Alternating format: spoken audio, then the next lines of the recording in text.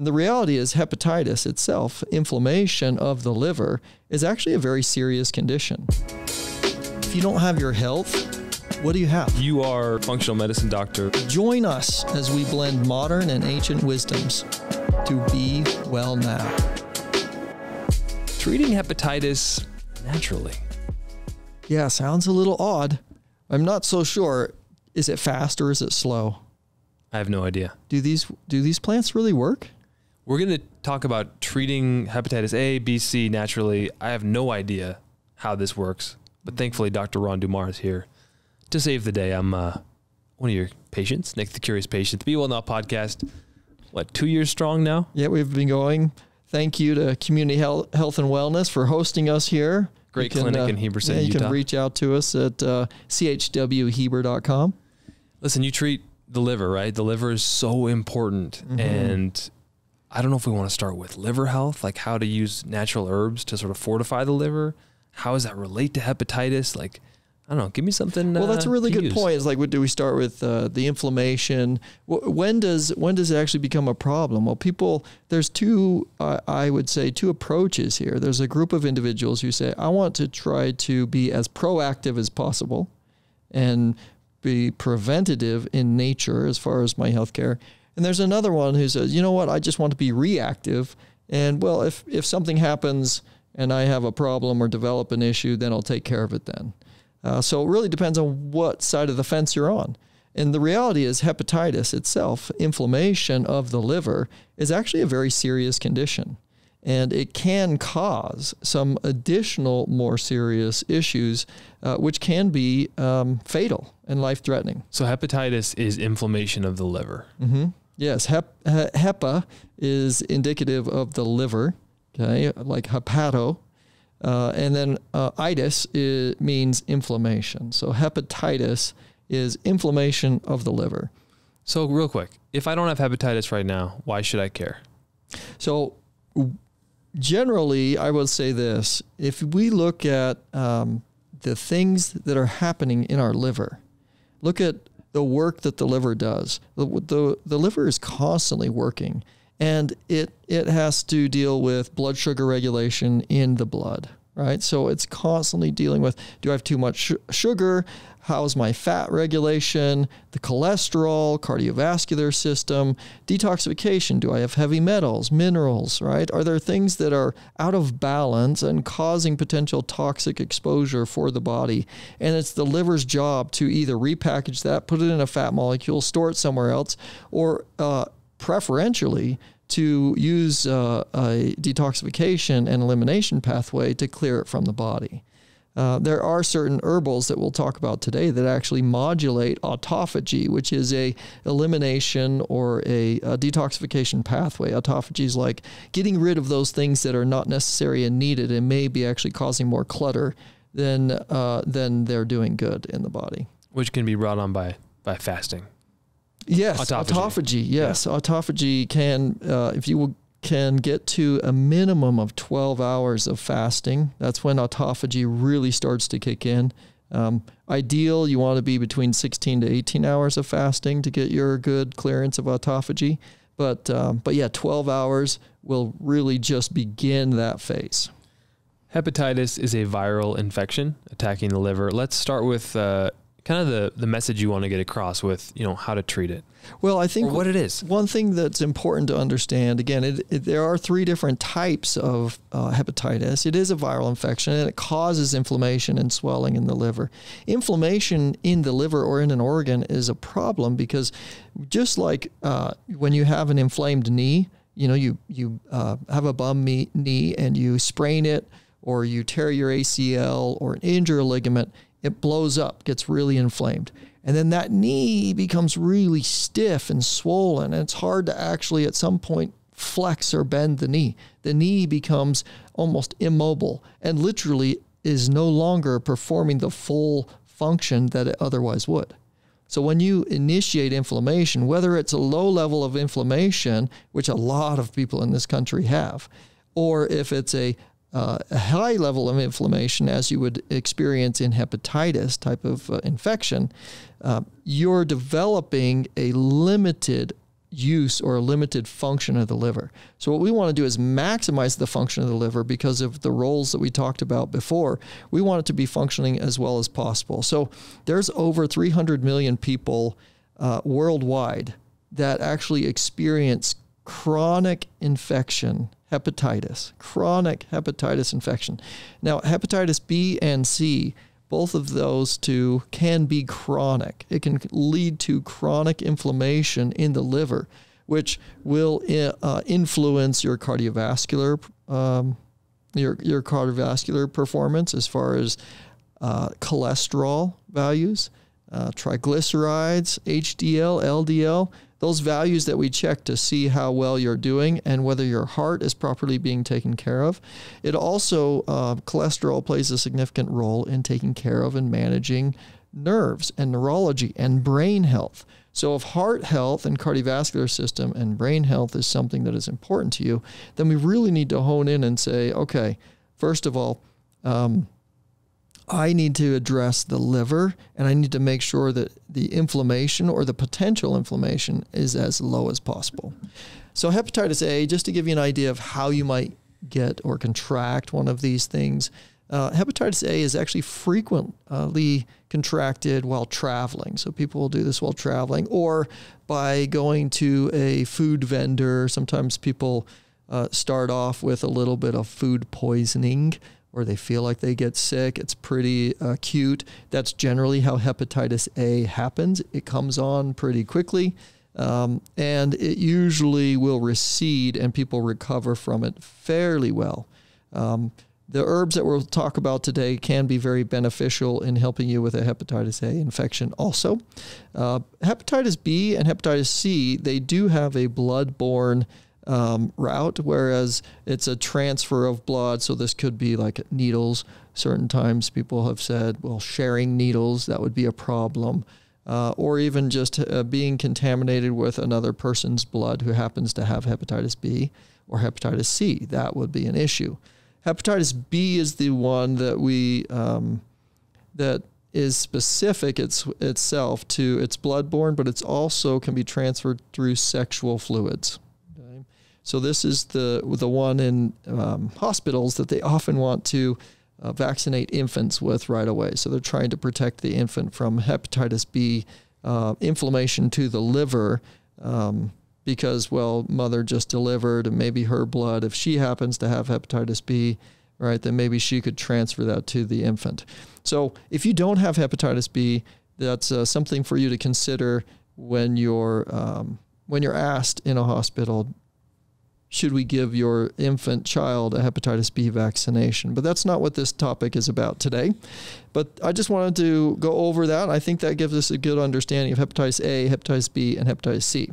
Now, here's the really neat thing is researchers over the last 10 years even, it's become more and more intense that researchers have begun to recognize, believe it or not, right? It's been around for thousands of years, but Chinese medicine and the role of herbs and the role of plants to be able to assist and help the liver in its function. There are certain pathways that the liver follows to initiate mechanisms that front antiviral activity from within the liver. It helps with immune signaling as well. So a lot of these herbals will actually upregulate some of these pathways or enzymes within the liver that help with detoxification.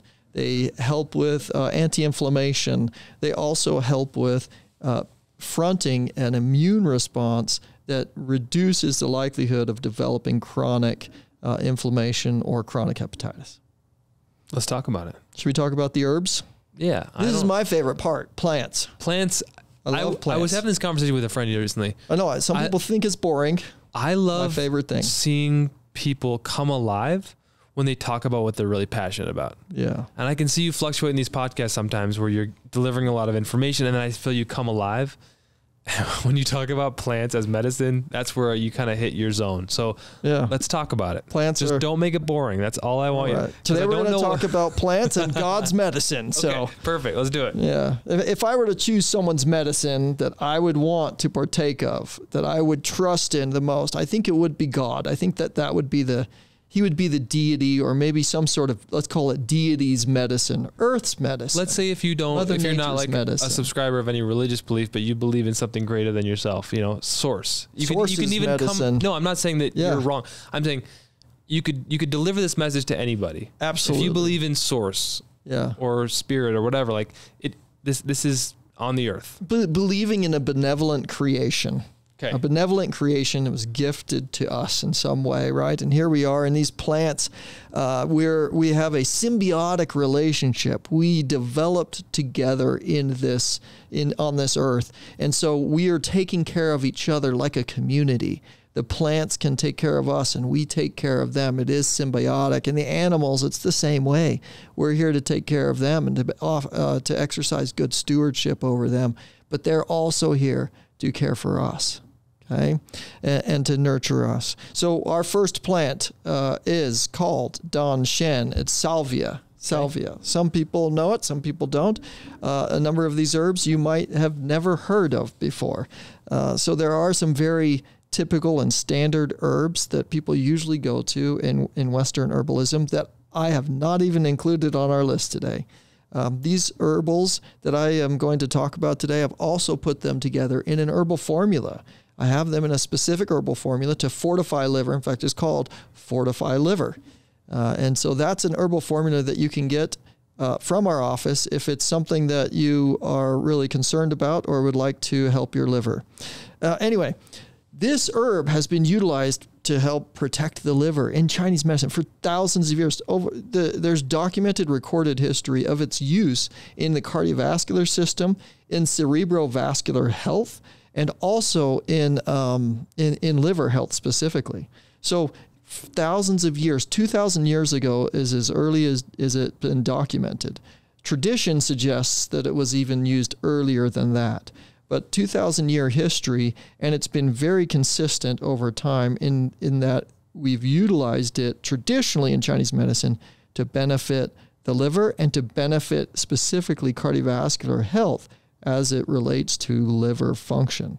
And we all know in Western medicine, we know that my doctor is concerned about my lipid profile, my cholesterol, because it's going to affect my heart. It's going to affect my cardiovascular system. That's the same relationship that we've known for thousands of years in Chinese medicine. So this herbal will actually decrease inflammation. It regulates those liver signaling pathways that we talked about that can enhance the liver function and prevent chronic hepatitis. It also can fight against the viral pathogen itself. So it deregulates the potential and enables the virus from harboring within the cells of the liver. So could Fortify Liver work for like anybody is this like a supplement that would be pretty harmless for anybody to try? Well, or would you want them to get it prescribed from you after you see their numbers? Yeah, we would want to evaluate with them and say, okay, is this something that is going to be specific for you? Because we do have some other less aggressive formulas that may be more acutely needed for them. We do have another liver harmonizing formula called Nourish Liver Kidney. So kidney is actually an organ that supports the liver and liver function as well. So liver and kidney actually have exchanges. We've talked about this a number of times on this podcast, but we know that kidney and liver work together in the production and formation of vitamin D. So there's a synergistic working. It's not just kidney over here and liver over there, and they all have independent parts. They literally all are interrelated and work together. And so this is something that I would want reserved for people that have specific liver needs, right? And I would say more acutely. Now, a number of these herbals can be utilized long-term, and they were studied in a recent research paper over long-term use. And it found that long-term use was actually beneficial in preventing and treating hepatitis infections. The next one I want to talk about is bupalrum or bupalrum. Chai hu is how we say that in the Chinese medicine herb. And chai hu plays a very critical role. We use it a lot in any sort of liver-related condition. So liver has, all of the organs in Chinese medicine have, they have emotions that are tied to them. So the emotion of the liver would generally be anger or depression, anxiety. Those are the types of conditions that we'd be looking at. So probably most people have liver issues then. Yes. But well, I mean, think of all the things that liver does, right? I don't know. Irritable. Irritable. If you're constantly irritable, or even if you're drinking. I have a patient that we're working with that is a recovering alcoholic, and we're looking at their liver enzymes and their gallbladder and biliary related enzymes as well, and they were very high, very high. And over a series of a few months, we've seen them drop almost in half. I'm hoping again we'll see them drop again significantly. But basically just getting you pointed in the right direction, getting those organs some of the herbs and the nutrients that they need are going to help your body to recover as quickly as possible. So detoxification, autophagy, elimination, immune function. I'm talking about some of the things that the liver does. Hormone. The liver produces and helps secrete hormones. Synthesis of fats and bile acids. Okay, so to help break down fats so we can actually absorb fats in our body, the liver it produces this. It stores it in the gallbladder. The gallbladder is really just a storage unit, but the liver produces this substance that actually helps our body to break down fats. We would not be able to break fats down otherwise. So it is very, very important in its function. Here's some cool things that I've utilized this herb for, chai hu, and I've seen it work again and again with my patients. And that is, there are enzymes or analytes, as we call them on labs, that relate to liver function. This is ALT, AST, GGT, ALP, LDH. So these substances have actually been shown in research to be reduced on labs by utilizing this herb. So if we take your labs, we evaluate your labs, or if a doctor has evaluated your labs and we see that any of those values happen to be elevated or high, high in my context as optimal, or in their context as in the traditional range, then we're going to utilize this and we'll see that value come down. The other thing that's great about it is many people have heard about glutathione, or they've superoxide dismutase. These are strong and powerful antioxidants, like some of the strongest antioxidants that we know. Anti-inflammatory. They help the body and tissue recover, right? Help it heal. And they actually contribute to some of the function of the liver to be able to completely repair itself if it's damaged. We can actually lose a portion of the liver and regrow it. It's like our lizard tail, right? So superoxide dismutase and glutathione helps to support some of those mechanisms as well. And this herbal increases the production of those products from the liver. So it's very, very, very, very impressive herbal, chai hu. Did you want to read the name on the next one? Sure. Crataegus? Crataegus pinnatifida. Pinnatifida. Pinnatifida. Yeah. Also known as shanza. Shancha. Yeah, very good. Shancha, okay. Yeah. So this is actually one that people are really going to recognize when I tell you the common name of it. It's hawthorn. So hawthorn we use a lot in cardiovascular conditions. We use it a lot with cholesterol hyperlipidemia, okay, which essentially is like too much cholesterol. High levels of cholesterol in the blood, fat in the blood. So we use this also as digestive support, okay? So it can be beneficial for digestive, but it's used in a significant way to improve the antioxidant level in the blood. So antioxidant, oxidative stress. Oxidative stress is something that we've heard a lot of. It's a buzzword around, I think, in the cardiovascular world. Oxidative stress actually is the process of oxidation. So it's like little fat molecules that are produced by the liver, and maybe in too high amount, and it lodges in the cardiovascular wall. And if it lodges in the cardiovascular wall, well, it's a fat molecule. And if you've ever walked out on the pier, out on a pier of the ocean, you have that fishy smell, right? That's oxidized fat. So fat will oxidize. It oxidizes in the vessel, and then what it does is it creates this process where the the walls of the artery begin to harden a little bit, and then maybe you pack on some of cholesterol and calcium, and then you end up with some fatty plaquing in that area, and that can lead to strokes and heart attacks. Okay, so Shanja, hawthorn, prevents that process from occurring. We know for certain that through research that this herbal has improved dyslipidemia. We talked about that before. And also it lowers postprandial hyperglycemia, which is it lowers your blood sugar.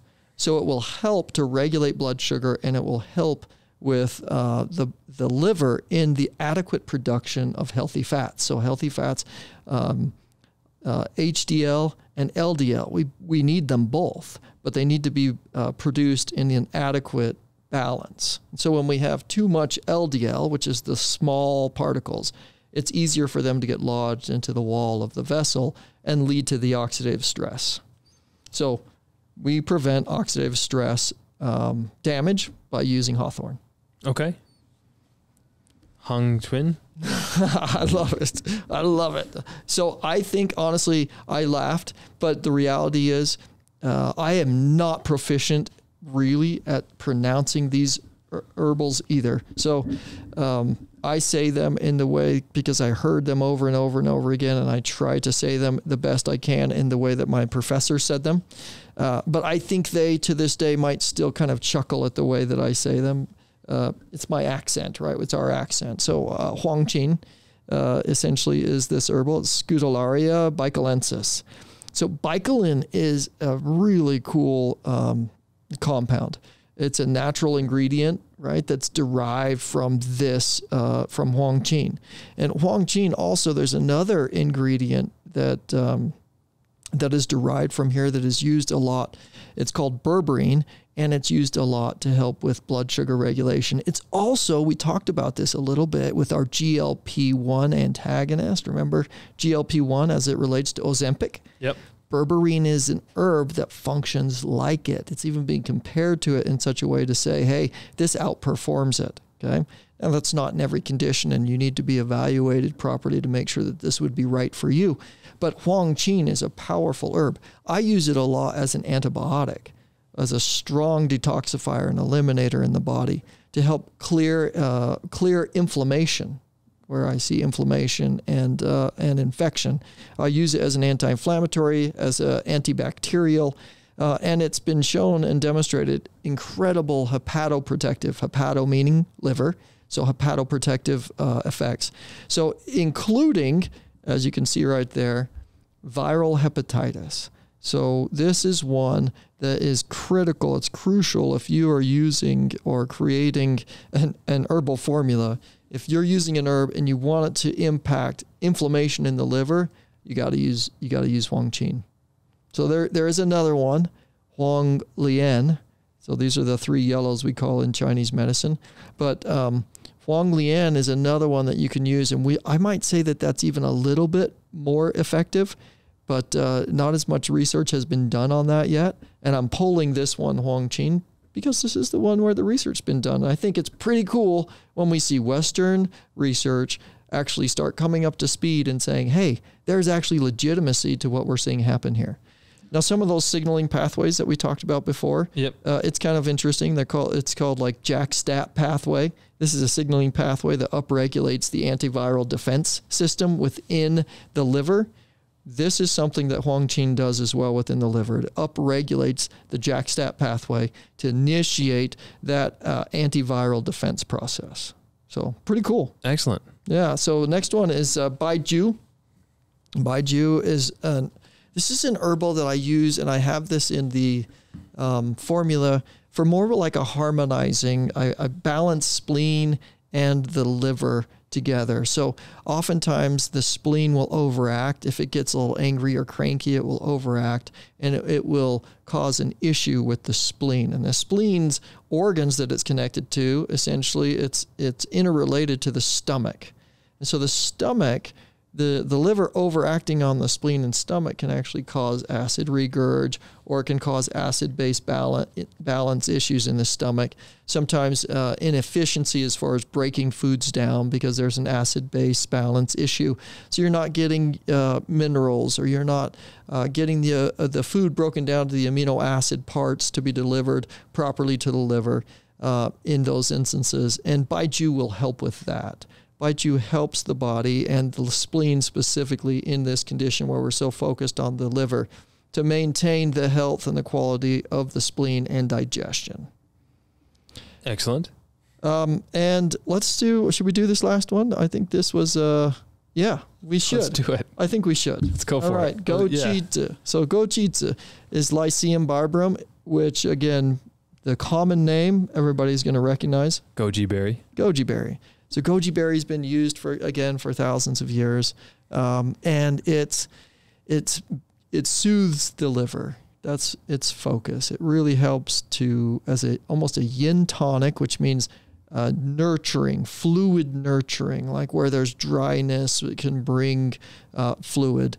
And so it's hydration, like giving the liver a drink, you could say. So goji berries are a very good source of different nutrients, lipids, fats, proteins, fibers, vitamin C, minerals. It's so beneficial for the liver in so many ways. And it's something that we have access to commonly. Like you can go buy goji berries at the grocery store. Yeah. Oftentimes you see them just all over the place. You recommend them? 10 years ago, I don't think it was that way. I think it was 10 years ago becoming a thing. When it started becoming. Yeah. So yeah. It's been really neat for me as a Chinese medicine guy, as a plant guy, to see all these different unique plants and berries start making their way onto our shelves common day. And I love that. This is definitely something you can eat lots of. You can put it in a trail mix. Yeah. How do you recommend eating them? Just raw or in a smoothie? Just raw. Raw. Eat 'em. Yep. I just say eat them raw. Yeah. Put them with trail mix. I love doing them with a trail mix. If you're going hiking or if you're going Does that help the blood sugar spike? Regulating it with some nuts? Absolutely. Okay. Yep. Absolutely. And fruit on its own can spike you a little bit. but the goji berry doesn't really spike your blood sugar either because you're getting a lot more. And when you have that dried form of it, it doesn't really seem to spike your blood sugar. However, I'm going to go get some goji berries.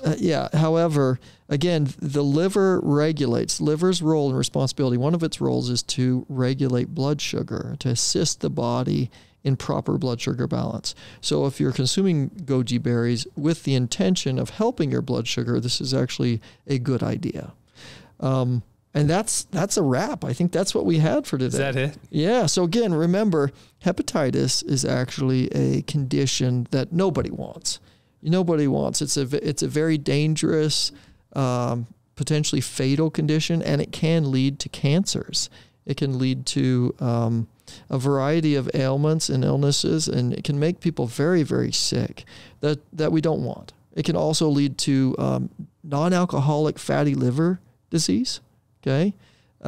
So there's a variety of conditions that it can lead to, that it can make us develop if we don't properly treat it. So whether you've experienced or had hepatitis A in the past, or you've been exposed to the blood or sexual fluids of somebody who happens to have hepatitis B, or the blood of somebody who's had hepatitis C, it's important for you to protect yourself and the liver, and you can do that with plants from sources or God's green earth. And with that, namaste. Namaste, everyone.